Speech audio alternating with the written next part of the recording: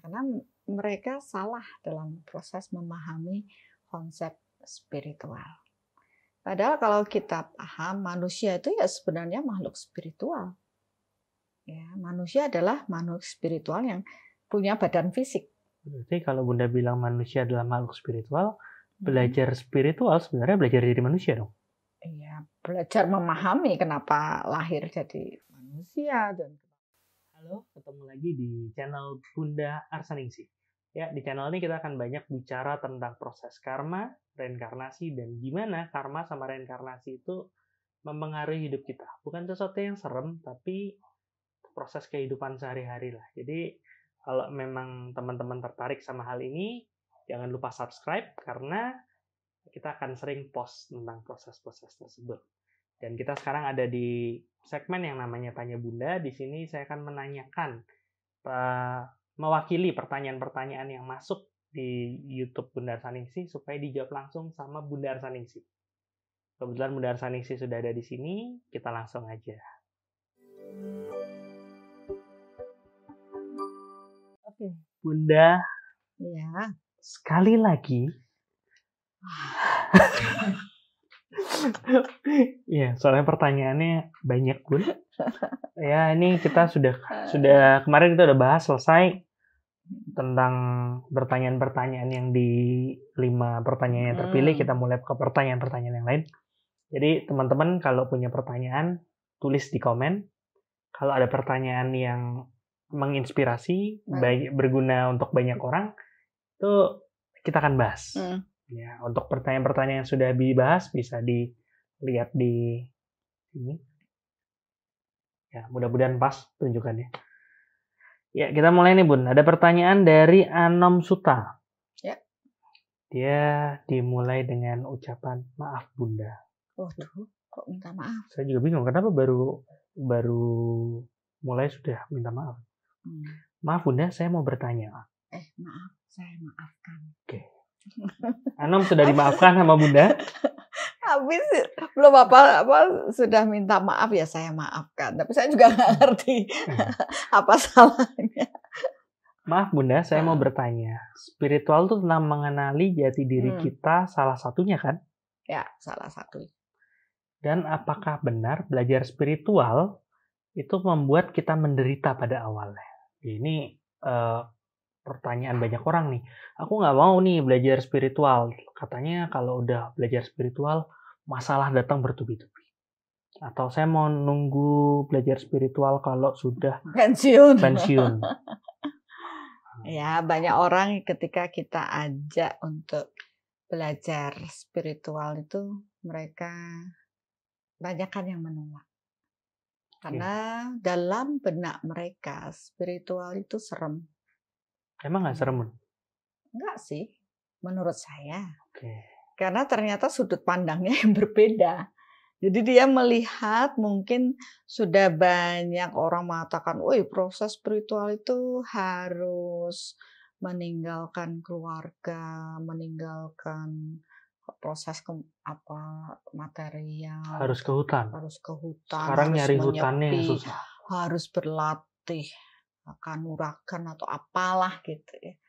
Nanti harus lihat makhluk yang begini, harus ya segala macam." Ya, karena mereka salah dalam proses memahami konsep spiritual. Padahal kalau kita paham manusia itu ya sebenarnya makhluk spiritual. Ya, manusia adalah makhluk spiritual yang punya badan fisik. Berarti kalau Bunda bilang manusia adalah makhluk spiritual, belajar spiritual sebenarnya belajar jadi manusia dong? Iya, belajar memahami kenapa lahir jadi manusia dan kenapa harus prosesnya seperti ini, dan untuk apa dia lahir, terus untuk apa terus lahir gitu. Terus habis kita lahir terus ngapain gitu. Ya itu yang sebenarnya kita harus pahami. Nah, pada proses kita belajar spiritual berarti kita memahami proses spirit yang ada di dalam diri, yaitu konsep jiwa. Ya, dari proses jiwa yang bukan yang berfisik. Kalau berfisik kan sekarang aja udah selesai nih, mati, tubuhnya udah hancur. Tapi jiwa tak pernah mati. Dia akan terus bereinkarnasi dengan tubuh fisik yang baru. Nah, dengan memahami konsep spiritual ini, spiritual itu dia sudah mampu melintasi ruang dan waktu. Tidak terbatas dengan kesadaran berfisiknya. Nah, proses spiritual yang sebenarnya adalah bagaimana manusia itu dapat menyadari proses berkesadarannya menuju ke spirit yang lebih besar. Spirit yang paling besar itu siapa sih? Tuhan. Ya, Tuhan.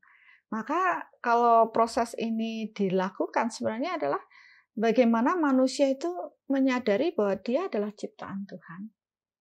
Dia harus bersyukur dengan tubuh fisik ini karena manusia adalah makhluk spiritual. Dia punya jiwa yang membuat proses fisik ini bisa beraktivitas. Ya. Kemudian dia punya proses berkesadaran yang bertumbuh dan menentukan pilihan, bebas menentukan pilihan mau kemana saja, bagaimana saja. Ya, bahkan akhirnya ya dia harus paham ngapain terus kalau dia berlama-lama di bumi ini dengan dia tidak mengelola kesadarannya, ya mungkin dia akan terus lahir sebagai manusia tidak selesai. Tapi kalau dia paham untuk apa nih setelah ini saya jadi manusia harus apa sih sebenarnya. Dia mulai paham dengan proses hukum yang mengatur tataran ya makhluk semesta ini.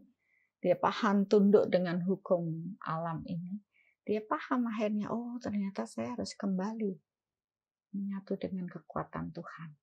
Spirit yang lebih besar. Yang terbesar. Yang terbesar. Bukan yang lebih besar, maaf. Diralat. Karena yang lebih besar ada ya, mungkin ada. Kalau spirit proses cahaya di dalam dirinya kecil, maka mungkin spirit yang lain, misalnya tingkatan dewa, menjadi sesuatu yang lebih besar bagi dirinya. Tapi kalau jiwa kesadaran manusia bertumbuh dengan kesadarannya lebih besar, mungkin tingkatan dewa itu sudah setara dengan dirinya. Bahkan bisa lebih. Bahkan manusia itu bisa lebih lagi, bertumbuh lebih tinggi, sehingga tingkatan dewa dia lebih rendah daripada kesadaran manusia yang bertumbuh. Apalagi ketika mereka menyatu dengan kekuatan Tuhan. Di situlah sebenarnya proses. Ya, itu cocok sama di sini dibilang mengenal jati diri ya. Mengenal jati diri. Maka memang perlu kita paham. Mungkin selama ini kita lupa dengan proses itu. Dilahirkan jadi manusia, masih mengubah hawa nafsu, masih mengejar kesenangan duniawi, ya harga diri, kesombongan, semua masih bertumbuh. Akhirnya kehabisan waktu, tubuhnya mati, meninggal gitu, maaf, meninggal.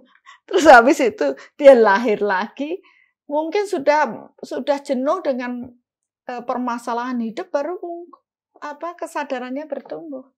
Kenapa permasalahan hidup saya banyak? Ya karena kamu dulu berbuat buruk.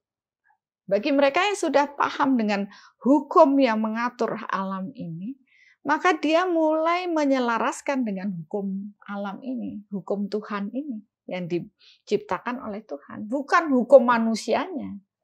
Kalau hukum manusia ini kan masih ada ego, mau begini, Doraemon, aku mau begini, aku mau begitu.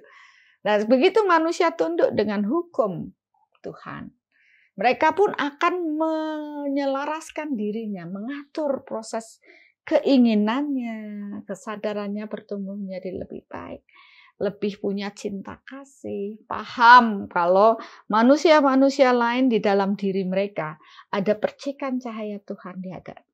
Bisa menghargai semua makhluk yang menjadi ciptaan Tuhan dan bisa mempunyai proses berbagi dengan semuanya. Nah, disinilah baru itulah proses spiritual. Dengan karakter yang lebih halus, budi pekerti yang lebih halus, mereka lebih bisa menghargai semua makhluk ciptaan Tuhan, tidak ada kesombongan, egois dan sebagainya. Nah, begitu dia melakoni proses ini, ada kesadaran begitu, orang-orang tuh selalu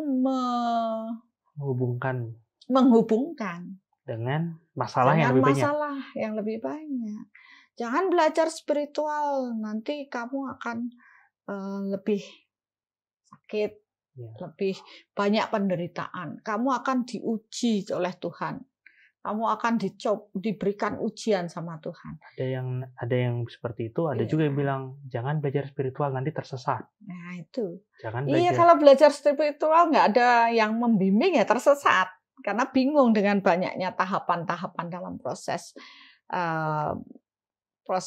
hukum alam ini, proses tataran makhluk. Bisa aja yang mereka suka mengaku-ngaku sebagai Tuhan, kita tersesat di sana karena kita tidak tahu kebenaran di situ.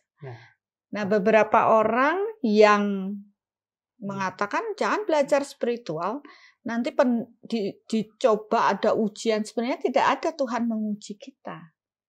Nah, ini yang penting ya, rasanya perlu dipahami Bapak Ibu dalam proses spiritual. Bukan spiritual melihat makhluk ini begini begitu, bukan. Proses spiritual adalah kita memahami diri kita, mengenali diri kita. Oh, kita punya tubuh fisik, kita punya tubuh energi, kita punya kesadaran yang harus bertumbuh, dan kita harus memahami dan terhubung dengan kekuatan spirit yang tertinggi, terbesar adalah Tuhan. Melibatkan kekuatan Tuhan dalam proses semua kerja kita. Semoga itu sehingga kerja kita itu diberkati oleh Tuhan, diridhoi oleh Tuhan, ya, sehingga prosesnya menjadi lebih baik. Nah, kita juga menjadi manusia yang mampu berguna bagi banyak orang, tidak hanya banyak orang, tapi banyak makhluk. Ya, tidak hanya dibatasi pada orang saja, tapi banyak makhluk. Nah, dari proses ini sebenarnya Tuhan tidak pernah menguji kita. Tuhan tidak memberikan ujian pada manusia. Sebenarnya yang dikatakan sebagai ujian itu adalah karma buruk kita yang datang pada saat jiwa ini siap berkesadaran. Makanya banyak yang bilang ya, Tuhan nggak pernah menguji lebih di luar besar daripada kemampuan. Sebenarnya ya bukan Tuhan menguji, hal buruk yang dilakukan oleh manusia di masa lalu akan datang ketika manusia ini mempunyai kesesuaian dengan beratnya penderitaannya yang dia buat dulu. Dia akan mampu menerima. Itu bagus dong jadinya. Jadi kalau kitanya masih terpuruk terus datang utang-utang yang besar kan susah kita nyelesain. Makanya nggak bisa, karena hukum di alam ini kan diatur dengan hukum Tuhan. Hukum sejenis menarik sejenis. Maka ketika manusia itu siap, oke, Tuhan saya siap, ya. Dan ketika manusia siap, dia tidak sendiri. Dia melibatkan kekuatan Tuhan dalam proses hidupnya. Dia berserah kepada Tuhannya. Maka kekuatan Tuhan mengalir pada diri orang tersebut. Dan disitulah baru kapasitas yang dulu sesuai dengan tingkatan dia. Misalnya dia dari belum belajar spiritual masih 0 kesadarannya. Begitu belajar kesadaran satu. Walaupun dia masih 0, di masa lalu dia sudah membuat satu hal yang bobotnya 5 gitu misalnya. Di kehidupan dulu kan dia belum belajar nih. Jadi dia banyak membuat hal buruk. Nah, nih berarti udah ada nih. Nah, kan ada 1, 2, 3, 4, 5 sampai 10. Anggaplah 5 nih. Pada saat dia masih 0 ya 5 ini nggak datang. Belum datang. Yang paling buruk di 5 itu belum datang. Jadi dia baru, kalau dia kesadarannya baru 1, yang datang tuh yang nilainya penderitaannya 1 datang. Dan dia kan berlatih kan. Dan dia menyadari bersama Tuhan, oke, ini datang saya terima. Inilah karma saya, inilah takdir saya. Dengan proses ini, dia seperti mengupas bawang kan. Lapisan ini selesai. Maka dia naik kesadarannya lagi. Anggap di 2, 5 ini masih belum datang. Yang 5 ini belum datang. Masih nunggu yang 2 dulu datang. Begitu mereka terus bertumbuh sampai di kesadaran 5 ini dia datang ujian yang terberat. Ya, kata orang bilang begitu, ujian terberat. Padahal ini bukan ujian, inilah karmanya. Yang dulu dibuat ketika dia belum berkesadaran. Dia kan bentuk karma buruk. Karena dia jiwa manusia ini masih berlatih. Maka ketika 5 kesadaran ini dia sudah sampai di level 5, yang buruk datanglah pada dia. Sebenarnya yang dibilang ujian itu adalah ujian diri sendiri, bisa nggak menyelesaikan dan menyikapi karma buruk yang datang itu. Kalau misalnya dia menyikapi dengan buruk, bisa aja dia turun level lagi. Itu yang disebut dengan kejatuhan spiritual. Kepleset. Karena dibilang spiritual itu proses naik gunung yang licin. Begitu dia kepleset, jatuhnya bisa lebih lagu apa sih itu, Bun? Lir-lir. Ya, itu prosesnya seperti itu. Jadi sebenarnya ini bukan ujian dari Tuhan, tapi dia sendiri yang sudah membawa dari past life. Ya wajar aja, dulu manusia itu juga baru belajar dengan mungkin dulu egonya dia besar, dia masih membuat kesalahan di masa lalu. Sekarang lahir lagi, dengan hal buruk dia mulai ada kesadaran bertumbuh. Berarti yang dulu paling buruk ya belum datang ketika dia belum pada level itu. Jadi itu jelasin juga yang dibilang sama orang, sakit atau masalah tuh datang penghapusan dosa. Ya, emang ya, penyelesaiannya dia. Sisa dosanya atau sisa karma buruknya berkurang. Kalau dia menyikapi dengan baik, dengan ikhlas. Dan tidak cukup ikhlas dan baik, dia berserah loh kepada Tuhan. Paham, oh ya Tuhan, saya membutuhkan kekuatan Tuhan dalam proses saya bisa menyelesaikan karma saya yang terburuk. Saya ikhlas. Ini balik lagi ke konsep knowledge sama power berarti, Bun, ya? Ya, powernya sampai mana? Ya kan? Padahal power ini membantu kita untuk proses penyelesaian dosa atau karma buruk yang kita tanam dulu.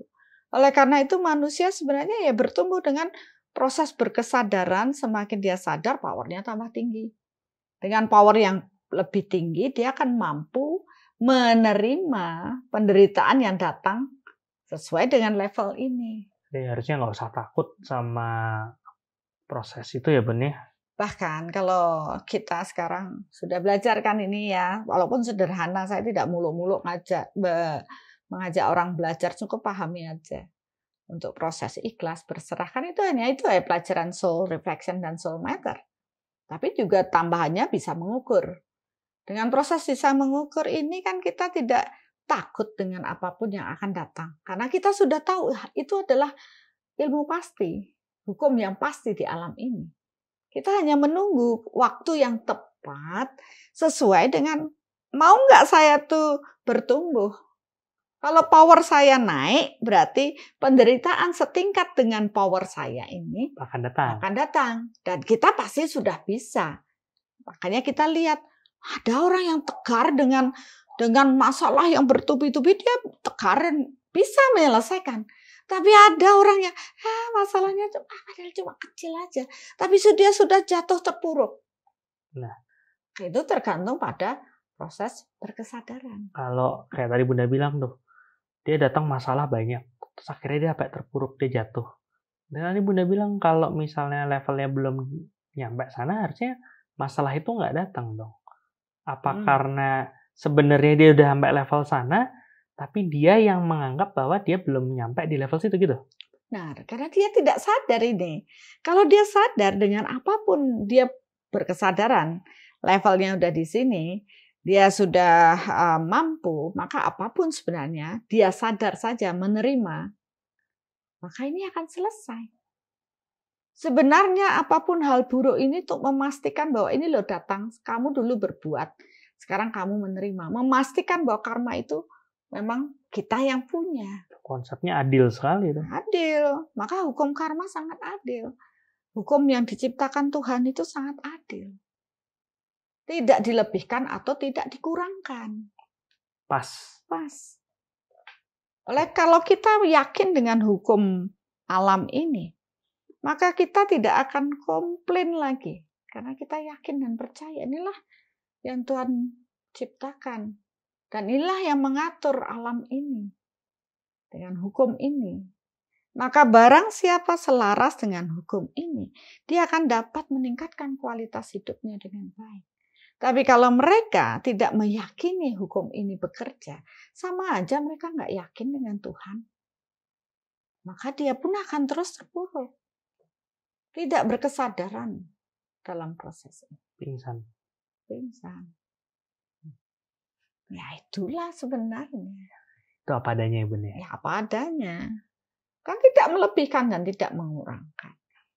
Maka di sini banyak orang, jangan belajar spiritual nanti banyak ujian, banyak. Kok malah masalah saya banyak?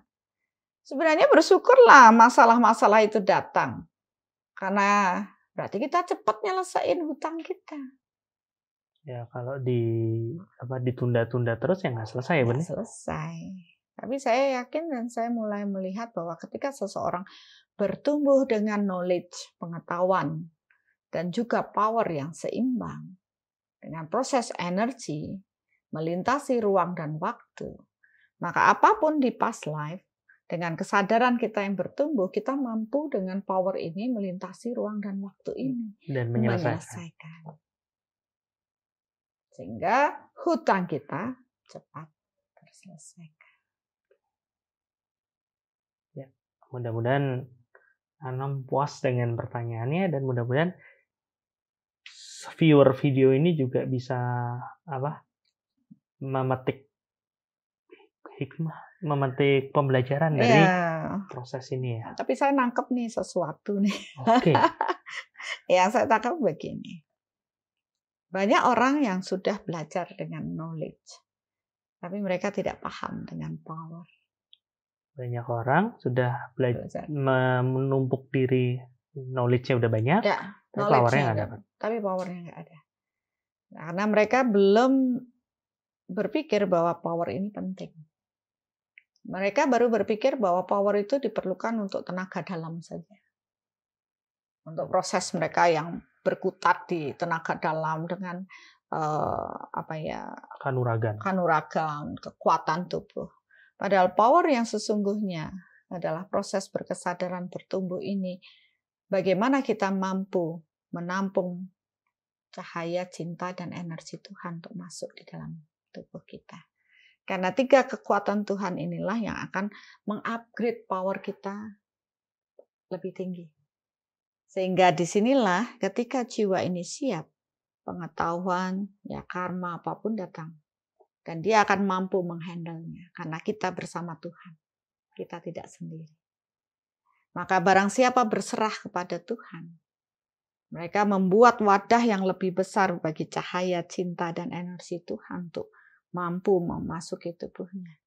Maka mereka adalah jiwa-jiwa yang handal untuk proses menyelesaikan karmanya. Dan semakin menyelesaikan karma, power tuh semakin meningkat juga. Semakin meningkat. Ya, dengan proses ini akhirnya, itulah dikatakan bahwa akhirnya manusia secitra dengan Tuhan. Goals-nya ke situ ya. Goals-nya seperti itu. Disitulah letak kesucian. Ya, cahaya di dalam dirinya, jiwa, soul-nya itu akan terus bertumbuh. Dan inilah yang membuat power bertumbuh. Kesadaran bertumbuh, power bertumbuh, maka apapun yang datang, dia akan mampu menghadapi. Karena dia tidak sendiri. Ada Tuhan di dalam diri. Sebenarnya setiap manusia harus menyiapkan ruang di dalam dirinya untuk Tuhan bersemayam di dalam diri. Dengan proses ini tak ada lagi hal yang membuat dia gentar, sedih, cemas, takut. Tapi dia akan tumbuh menjadi jiwa-jiwa yang istilahnya manusia yang tangguh, penuh dengan cinta kasih, ikhlas, dan akhirnya selalu bersyukur dengan proses hidupnya. Bahagianya 10 loh ya. Bahagia 10 kalau belajar soul reflection dan soul method. Ya, mungkin segitu aja dulu untuk Anom Suta. Terima kasih sudah bertanya. Sudah dengan bertanya ini sebenarnya satu karma baik juga ya Bun, karena membantu proses lebih banyak orang yang paham. Saya sangat respect pada mereka yang komen di YouTube saya. Dan saya paham mereka yang bertanya berarti kesadaran mereka udah bertumbuh. Ya, tentunya kualitas pertanyaan kan beda-beda ya. Ada yang begini, begitu. Tapi saya telah memilih beberapa pertanyaan yang memang berkualitas dan satu orang bertanya. Bayangkan berapa orang yang belajar. Maka itu berarti Anda telah menanam karma baik dalam proses hidup kalian. Satu yang bertanya, banyak jiwa yang tercerahkan. Jadi selamat ya. Dan tolong berikan komen yang positif, pertanyaan-pertanyaan yang positif, karena itu akan membantu banyak proses jiwa bertumbuh. Karena proses menanam di kesadaran atau proses membuat jiwa ini mengarah pada proses spiritual, ada kesadaran bertumbuh, itulah menanam yang tertinggi pada tingkatan ini. Kalau kita berbagi dengan duit, mungkin 1 juta itu nggak ada sehari, uang itu sudah habis. Tapi ketika kita berbagi dengan pemahaman yang membuat orang sadar akan dirinya, maka selamanya itu akan membuat proses yang lebih baik bagi orang itu sendiri dan kesehatan jadi lebih baik. Ya, orang yang dapat proses pencerahan itu kan tidak stres, dia lebih ikhlas, lebih berserah, dia sudah nanam sehat. Nah, begitu dia mulai pola berpikirnya bagus, ya hubungannya dia berubah yang tadinya buruk jadi baik, dia sudah menanam hubungan yang baik. Ya, habis itu terus dia bisa bekerja dengan baik, ya kan, tidak lagi malas, tidak lagi terpuruk, dia sudah menanam kemakmuran. Dan ketika jiwa ini juga mempunyai kesadaran dengan proses spiritual yang baik, kita ternyata sudah menanam 4 aspek pada banyak orang. Yang nonton berapa? Ya. Jadi itu pun bagian dari proses kita menanam hal baik bagi banyak orang. Ya, selamat buat Bapak Ibu yang telah memberikan komen yang positif. Dan ingat pula ketika hal negatif yang dibagikan, di-share, hati-hati dengan sosmed, maka hal negatif juga akan kembali pada diri kalian. Nggak perlu disemes. Cukup diam dan oh ya, karena kita paham hukumnya, semua akan kembali pada diri kita sendiri. Jadi tetap jaga pikiran untuk positif. Ya, mari kita sama-sama bertumbuh jadi lebih baik dan jadi lebih lega. Terima kasih.